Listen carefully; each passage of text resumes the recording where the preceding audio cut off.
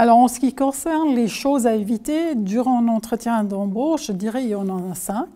Je vais commencer avec le premier. Le premier, c'est que les gens pensent qu'il faut beaucoup sourire pendant un entretien d'embauche. Donc, c'est déjà sympa de sourire, ça crée une relation avec un interlocuteur, surtout quand on ne le connaît pas, comme c'est souvent le cas avec les recruteurs. Mais c'est important de contenir les sourires au début et à la fin de l'entretien d'embauche, là où il y a vraiment l'interaction sociale, là où le recruteur vous demande est-ce que vous avez bien trouvé, etc. Donc là, c'est bien de sourire parce que ça crée le lien. Après, durant l'entretien, c'est plutôt conseillé de ne pas sourire trop.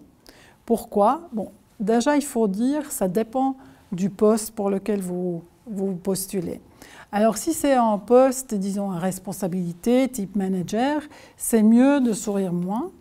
Tandis que si c'est un poste pour, disons, les ventes ou l'enseignement, là, c'est bien de sourire un peu plus, parce que ça vient avec la description du poste, si vous voulez. Pourquoi ça peut être un bon conseil de sourire moins? C'est parce que le sourire, souvent, est lié à une impression de moins de compétences. C'est-à-dire ceux qui sourient ne sont pas aussi compétents que les gens qui restent avec un visage qui est moins souriant. Le deuxième point qui est important, la chose à éviter, c'est détourner son regard.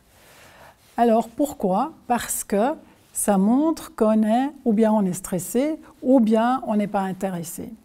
Et puis le recruteur ne va pas être à même de dire est-ce que c'est juste le stress ou est-ce que la personne n'est pas intéressée. Et c'est d'autant plus important de ne pas détourner son regard quand c'est le recruteur qui parle. Alors des fois c'est difficile de maintenir le contact visuel quand nous on parle, c'est pas aussi grave, mais quand il y a le recruteur qui parle et puis vous regardez ailleurs, ça c'est pas bien. Il va en déduire que vous n'êtes pas intéressé par le poste, il y a l'entreprise qui ne vous intéresse pas. Alors ça donne une impression plutôt négative. Le troisième comportement à éviter durant un entretien d'embauche, c'est interrompre le recruteur. Donc ça, c'est vraiment exclu que vous pouvez interrompre un recruteur durant un entretien d'embauche. Pourquoi? Parce que, bon, déjà, c'est un manque de respect et c'est d'autant plus difficile dans un entretien d'embauche parce que celui ou celle qui interrompt l'autre, c'est la personne qui a plus de statut. Mais dans un entretien d'embauche, c'est le recruteur qui a plus de statut parce que c'est il ou elle qui va décider sur la suite de votre entretien et de ce qui va se passer derrière. Alors, si vous interrompez le recruteur, ça veut dire que vous mettez en question son autorité. Et puis c'est pour ça que ça donne une mauvaise impression. Alors le quatrième point à éviter dans le langage non verbal durant un entretien d'embauche, c'est les hésitations.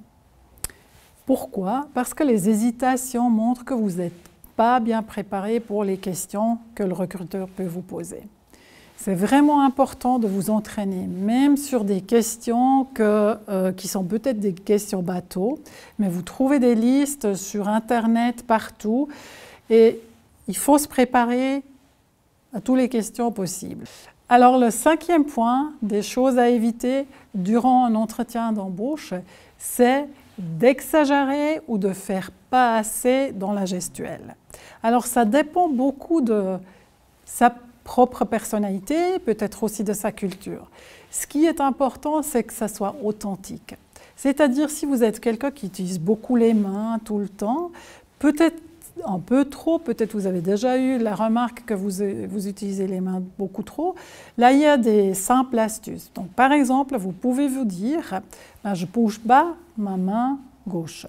Je la fixe ici, et puis tout ce qui bouge pendant que je parle, c'est que ma main droite. Puis après, vous oubliez la main, vous ne censurez pas, ça va venir tout seul, mais ça va être sur un niveau un peu plus calme que d'habitude. Tandis que si vous êtes une personne qui est peut-être aussi stressée dans l'entretien d'embauche, donc ce qui est à éviter, c'est de se mettre comme ça, on met les mains comme ça.